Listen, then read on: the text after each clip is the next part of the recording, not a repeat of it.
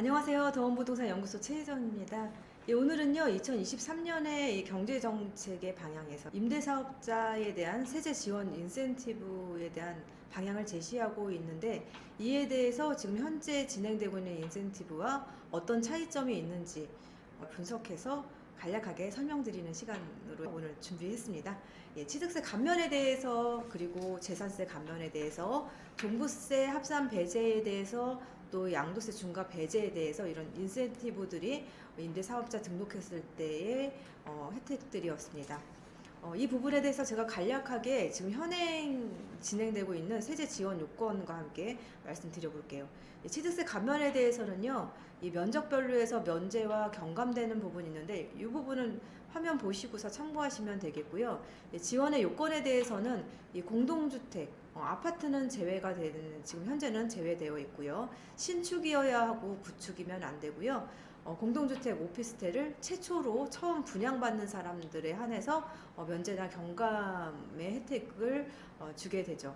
그리고 분양의 경우에 취득 당시에 가액 기준이 있습니다. 수도권 6억 원, 비수도권은 3억 원 이하여야 하고요. 임대사업자 등록 기간도 있죠. 취득일로부터 60일 이내에 등록을 해야 하고요. 이러한 혜택은 내년 말까지 취득세 감면 신청 시까지 혜택을 제공한다라고 보시면 되겠고요.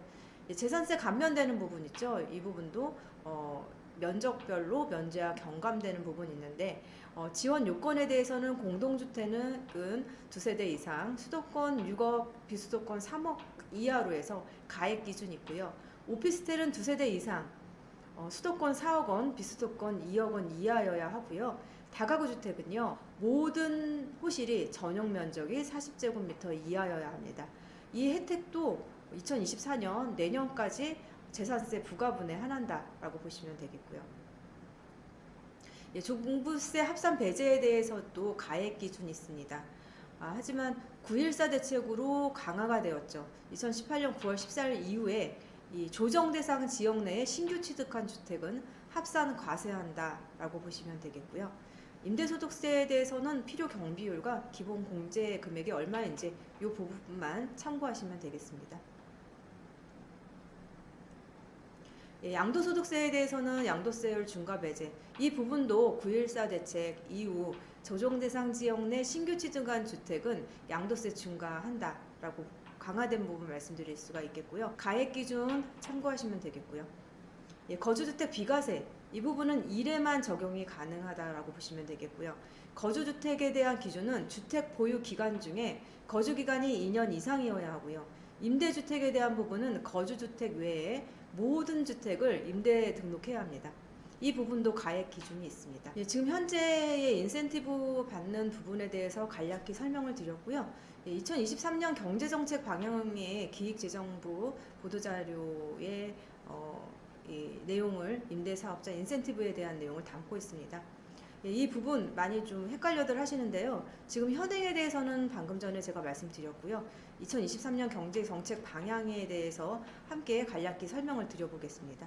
등록 유형은 예전에 2017년 12월에는 또 등록을 많이 하라고 장려를 했죠. 등록 임대 활성화로 해서 단기는 4년, 장기는 8년으로 등록이 가능했는데, 지금 현재는 아파트 제하고 장기 10년만 등록이 가능합니다. 하지만 2023년 경제정책 방향에 있어서는 국민주택 규모의 아파트는 가능하다라고 했고요. 세제 지원 인센티브에 대해서는 취득세, 종부세, 법인세, 양도세가 있는데, 이 현행에 대해서는 앞서도 말씀드렸던 내용들입니다. 하지만 조정지역 내 합산 배제 불가에 대한 부분 앞서서 말씀드렸죠.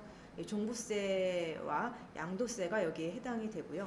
또 취득세에 대해서는 다주택자가 중과가 취득세가 8에서 12%였던 부분에 대해서는 완화 측에서는 4에서 6%로 완화되는 부분이 기재되어 있고요.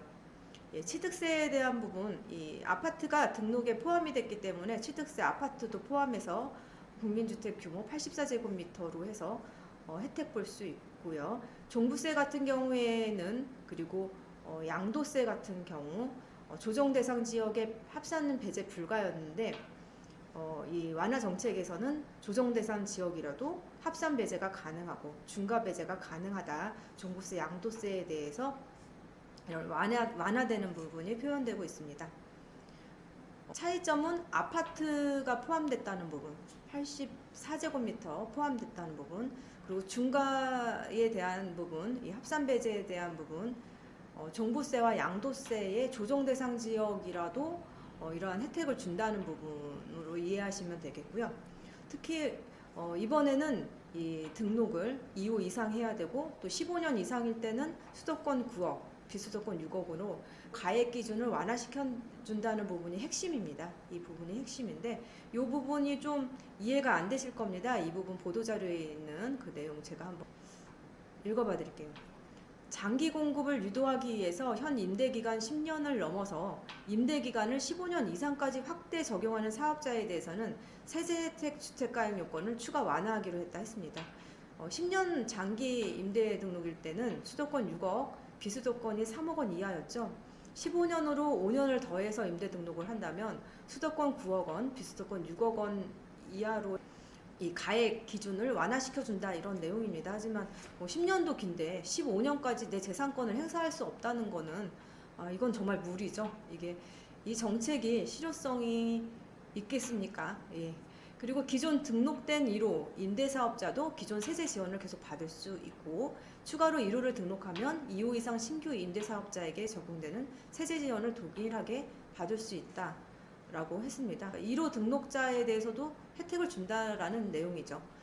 기존 2호 이상 등록 임대사업자는 법령 개정 후에 적용 가능하다라고도 했고요.